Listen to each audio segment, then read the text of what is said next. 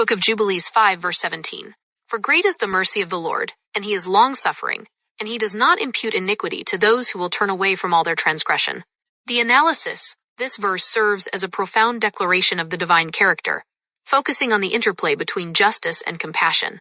It establishes three specific attributes of the Creator: his mercy, his long-suffering, patience, and his forgiveness.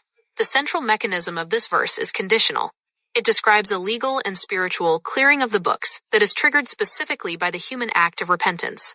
The meaning, then, in the context of the Book of Jubilees, a Second Temple Jewish text that retells the history of the world through a lens of strict law and divine order, this verse acted as a crucial lifeline. During a period when the consequences of sin were seen as immediate and often communal, 5:17 offered an assurance that God was not an impulsive judge. It emphasized that while the law was rigorous, the mercy of the Lord was greater than the weight of human error. It was a call to the ancient Israelites to return to the covenant, promising that if they turned away from all their transgression, their past would not be held against them in the divine court. The meaning. Now, today this verse resonates as an exploration of restorative justice versus retributive justice. The phrase "does not impute iniquity" is a powerful accounting term. It means to not charge or bill a person for their debts.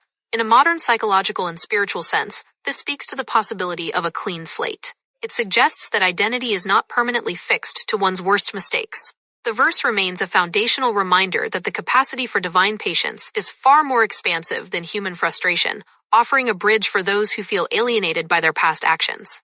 Daily application. The power of the pivot. Application begins with the turn. In daily life, this means identifying a toxic habit or a pattern of harm and making a decisive 180-degree change. The verse suggests that the mercy follows the action of turning, practicing long-suffering. To apply this internally, one must mirror the long-suffering of the divine. This involves practicing extreme patience with oneself and others during the slow process of personal growth, rather than demanding instant perfection. Refusing to impute. In our relationships, we can apply this by choosing not to impute iniquity to those who have genuinely sought to change. It means letting go of the ledger of past grievances we keep against friends or family members when they demonstrate a sincere effort to do better. Radical forgiveness. Living this verse means accepting that grace is available.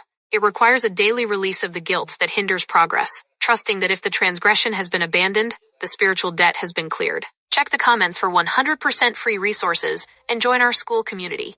Like, share, subscribe, and let your light shine.